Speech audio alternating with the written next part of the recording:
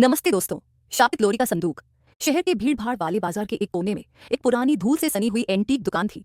वहां हर तरह की पुरानी और अनमोल चीजें मिलती थीं। एक दिन राघव, स्नेहा और अमित, तीन कॉलेज स्टूडेंट्स जो पुरानी चीजों के शौकीन थे, ने वहां एक छोटा नक्काशीदार लकड़ी का संदूक देखा।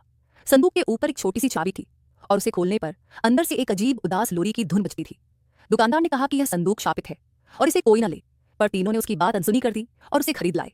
वे संदूक को राघव के अपार्टमेंट में ले आए। पहली रात लोरी अपने आप बजने लगी, जबकि किसी ने संदूक को छुआ भी नहीं था। धुन इतनी मधुर और दुख भरी थी कि उनकी रूह कांप उठी।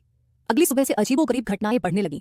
तीनों को रात में भयानक सपने आने लगे, जहां वे एक अंधेरे बंद कमरे में थे और वही लोरी, एक छोटी बच्ची गा रही थी।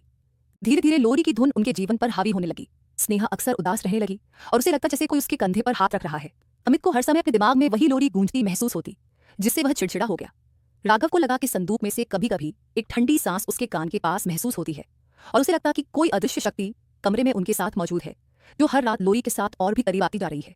एक रात संदूक का ढक्कन अपने आप खुल गया और उसमें से एक फीकी भूरी रोशनी निकली, जिससे पूरे कमरे में लोरी की धुन इतनी तेज हो गई कि उनके कान बजने लगे।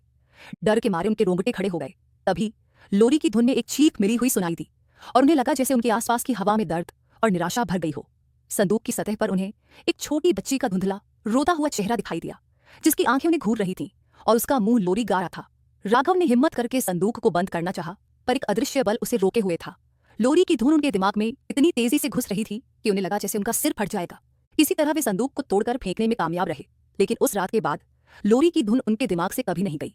आज भी राघव, स्नेहा और अमित को हर शांत पल में वही दुख भरी लोरी सुनाई देती है और उन्हें लगता है कि वे उस शापित लोरी के संदूक के शिकार बन चुके हैं, जिसकी धुन उन्हें कभी नहीं छोड़ेगी।